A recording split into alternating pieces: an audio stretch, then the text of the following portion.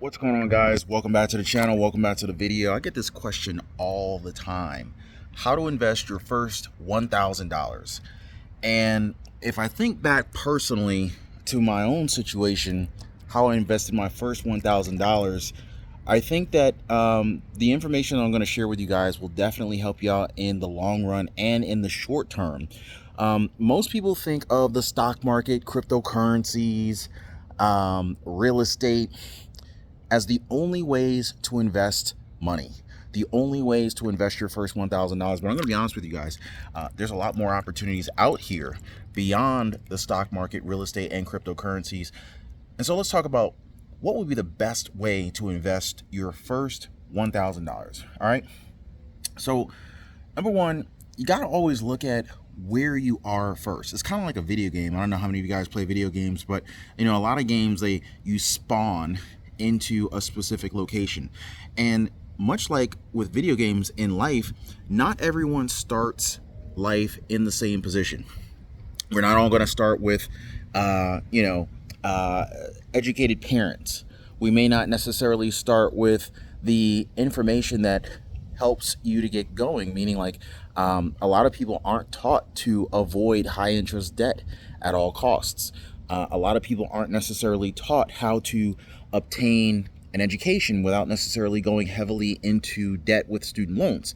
So, there's a lot of different things out here. But the first thing you want to do is figure out where you are right now in life and where do you want to be in the future. And once you understand that, you begin to formulate a plan on how to get there. This is exactly what I did, and I want to help you to do the exact same thing. So, by the way, if you guys are new to the channel, please consider dropping a quick like for the video. Also, consider subscribing to the channel. I'd love you guys to, hang out with me on a more regular basis. But yeah, figure out where you are right now and determine where you want to be.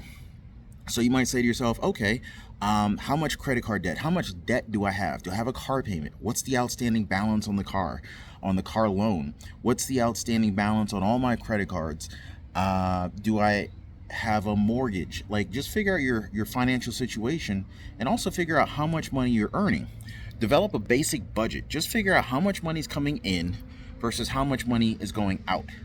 And once you figure that out, you can determine, okay, do I need to make more money? How much more money do I need to make, right? And so from that perspective, that's exactly where I started personally. And this is where I would recommend really anyone start who's just now just trying to figure out their way. And in terms of what's the best way to invest $1,000, it really depends on where you're at, because the best way to invest $1,000 is not, and I'll repeat this, the best way to invest $1,000 will not be the same for everyone. So the next thing I want to talk to you guys about is skills, right? New skills in particular. Now, most people have an ability to earn money. However, the people who have the greatest ability to earn the most money have developed high value skills.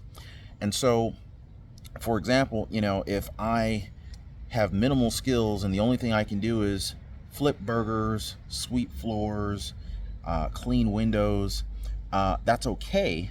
But you have to understand that the skill required to do those things is fairly easy to obtain. And so basically the competition is very, very high for those types of jobs. And so that's why the rate of pay is typically very low. So if you want to earn more money, you typically want to acquire the skills that are in high demand, but there aren't as many people who can do those things. And then that makes your skill set much more valuable. So think about it. If you look at how many people can sweep floors or flip burgers, and there's nothing wrong with that, in comparison to how many people can replace a heart. Like if you're a cardiologist, there's a lot fewer cardiologists than there are, people who flip burgers, for example. And that's just one example, but I just wanted to just kind of help to paint the picture in terms of what I'm saying. So understand what are the higher value skills that you can acquire, and how do you get those skills? Training. You can get You can go to school. There's online courses. There are mentors. There's so many different ways nowadays that you can get training. And so these are different ways that you can increase your skills and also to increase your income. And then you also got to ask yourself, well, what do you really value? Like what means the most to you? Now, some people have zero faith in crypto. And then, others have a lot of faith in crypto. So it really depends on your starting point. And in addition to that, most people have more familiarity with stocks, so stocks might be a little bit more comfortable to start off with in terms of traditional investments than cryptocurrency, for example. But it really depends on where you're starting off at. If you look at the S&P 500's performance over the last 50, 100 years, right? The S&P 500's pulling 8, 9, 10% return on your investment. And it also really depends on a variety of factors. How long are you going to be invested in the market? But more importantly, if you have a lot of credit card debt, if you have a lot of debt, specifically high interest debt, I would not invest in the stock market. I really wouldn't. Why? Because if you have high interest debt, you pretty much have a guaranteed amount of debt or interest payments that you're going to be making. But with the stock market, there are risks involved, right?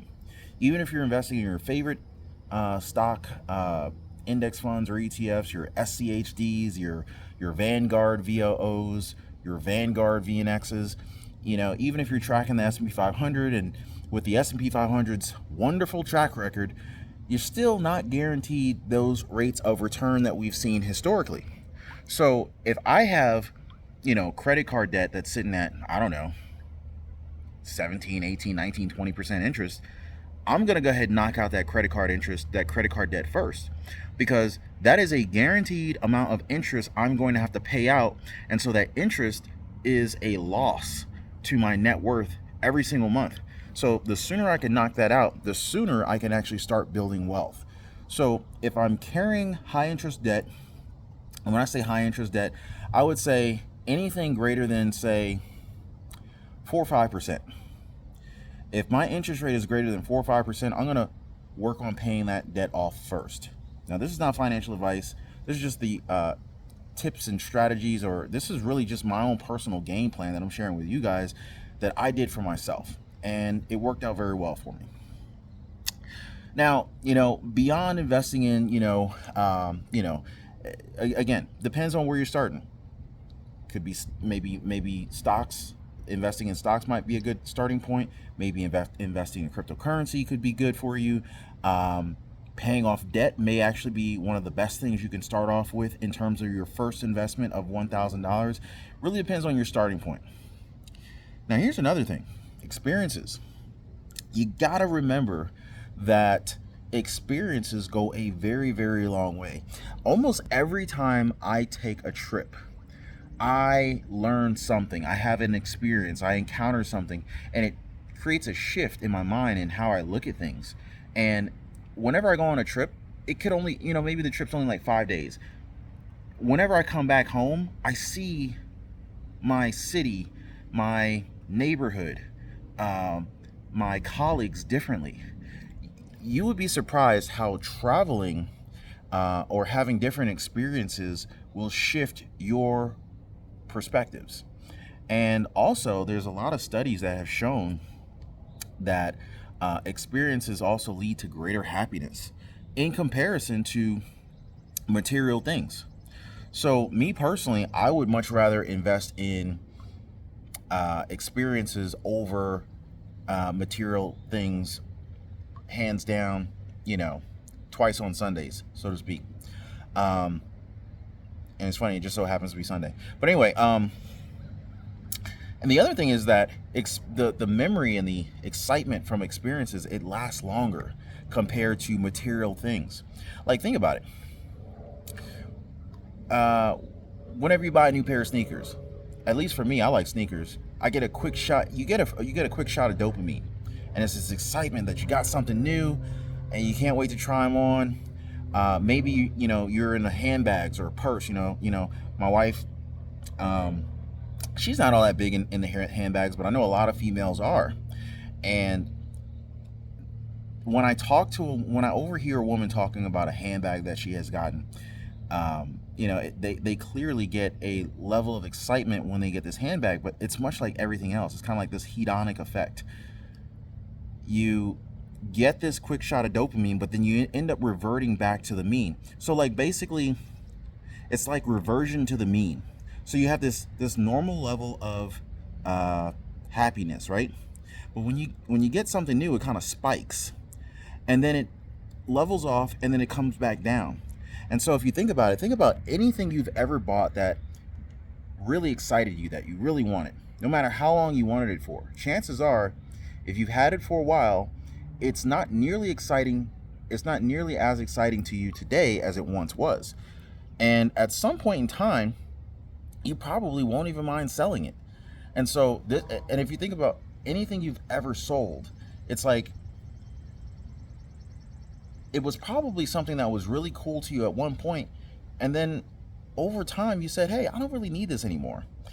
And if you think about that and you understand that this happens, then you end up making it easier to save money. And that's what happened for me. Once I realized that this was happening, it became a lot easier for me to save money, because I'm like, I'm not going to keep falling for this trap. Now, that's not to say that I don't like nice things and I don't buy nice things, but I never let my purchases, I never let my items, I never let my material items own me. So I buy things with income that is just disposable income. Maybe it's passive income. Maybe I have an asset or an investment that paid for it. So I'm not really like trading my time for hours I'm not really trading my time for dollars in order to necessarily buy these material things that ultimately generally go down in value. So experiences definitely go a long way, and they also tend to make you happier. And another thing I want to think about is I want to be considering solutions, right? So like, think about where you are right now, right? Like, where do you want to be? You should be really clear on where you want to be. That is going to help you to get there. If you don't know where you're going, how can you ever punch in the destination into your GPS, right? You got to punch in the coordinates, you got to punch in the address, you got to punch in the location of where you're trying to go. So you need to understand where you want to be. And once you understand where you want to be, then you can begin working on those solutions, right? So figure out where you are right now, where do you want to be, and identify specifically what's stopping you from getting there, right? Are you not making enough money? Do you not have enough time? Like, you got to identify what are the things that are in the way right now that you need to remove so that you can get to where you're trying to be. And this is how I work on identifying the solutions that I need so I can level up and get to the next stage, right? Do I need more money? Okay. Can I work more overtime at my job? Can I acquire new skills so that I can increase my income? High value skills. Can I create a side hustle, a little small business that may actually grow into a larger enterprise in the future? Or maybe I just use it temporarily to increase my income. But whatever the case is, maybe I need more time. Maybe I need to consider hiring a virtual assistant. I used to spend a lot of time cutting my own grass. I would spend like an hour and a half to 2 hours every Saturday, or usually every Saturday, because I like to keep the lawn pretty clean and very trim. So I spend 2 hours on Saturday cutting the grass and the bushes, cleaning up and whatnot. But then I'd also spend another hour and a half taking a nap because it wore my butt out. So I looked at it like, okay, between 2 hours of cutting the grass and cleaning up and trimming the hedges and the bushes, and then the hour and a half nap that I'm going to inevitably take, and this is time away from my family, especially if I'm only off on the weekends from my 9-to-5 job. This is prime time. I can't afford to waste time cutting the grass or doing anything I don't really want to do during the limited amount of time that I had. So I said, okay, between cutting the grass and taking a nap, that's 3.5 hours wasted on like a Saturday or a Sunday. I can't afford to do that. I would rather part with my money hire a landscaper to cut my grass and do all that. And now I all of a sudden got 3.5 hours back every Saturday. So that was a huge benefit to my life. I can then take that time to spend with my family. I could study high value skills. I could be working on business plans or anything else other than cutting grass and doing landscape stuff, because that really wasn't moving the needle forward for me at all. So and then traveling, there's so many benefits to travel. And like I said before, whenever I've gone anywhere, inevitably I've either met someone. In fact, I actually had an amazing story I need to tell you guys, maybe in a future video. Ended up meeting a future business partner at this event, nearly 2,000 miles away from my home, and he actually became one of my very, very, very good friends. And it never would have happened if I didn't put the courage together to take this trip, because I ended up taking this trip alone. And I normally don't travel alone, and it was actually my first time taking a long distance trip by myself. One of the greatest experiences I've ever had. Met an amazing group of people, and pretty much was one of the most pivotal moments in my life that enabled me to begin this entrepreneurial path, and ultimately be able to change my life and the lives of the people around me. So travel, those who travel, they tend to be more happier. So that's another benefit. You never forget your travel experiences. And people who travel more, they tend to be happier. And the travel experiences takes your mind off of things. It takes your mind off of the everyday hustle, the everyday grind, whatever difficulties and troubles you're trying to overcome. It's a mental reset, and it helps you to break your routines. And it helps you to change your approach to the challenges that you're facing, and it helps you to approach them more creatively. These are game changers, guys. And you don't have to go spend, thousands of dollars taking, trips across the country or around the world. Just changing up your own routine. Like if you normally everybody's got a routine to some extent, but if you break up your routine, maybe you decide instead of working from your home office today, you work out of Starbucks for half the day, or just an hour and a half, or maybe you work out of like Barnes and Nobles or something like that. Maybe you work out of a park. So just anything to break up that routine will help your mind to let go of things and then look at it more creatively. I can't tell you how many times I've literally taken a break from working on something that was like really stressing me out. I couldn't quite figure it out. And then all of a sudden I go to take a shower, or maybe I go wash the dishes. And while I'm not thinking about the problem, the solution comes to me through my subconscious while I'm doing something completely unrelated to the problem. So, anything to help you take your mind off of the problem can sometimes actually provide you with the solution when you least expect it. Now, I want you guys to understand that investing is not just stocks, it's not just the stock market, cryptocurrency, or real estate.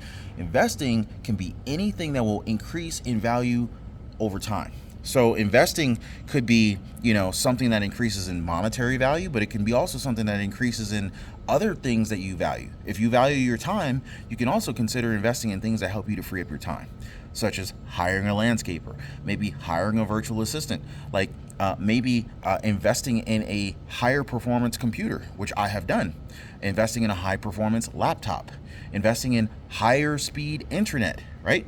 If you use the internet a lot and you're transferring files, and let's just say you don't necessarily have the fastest speed internet, and you're transferring like large files on a regular basis like I do, spending a little bit more for higher internet speed is an investment in my own time, because now I can finish my work faster. I can produce more for my business faster. So just want you guys to understand that, investing is not limited to stocks and real estate. If you guys got value out of this video, do your boy a favor, drop a quick like for the channel, for the video, consider subscribing to the channel, and also share this video with someone who you care about, who you think could benefit from this video. I appreciate y'all, and I'm gonna catch you on the next one. Be safe.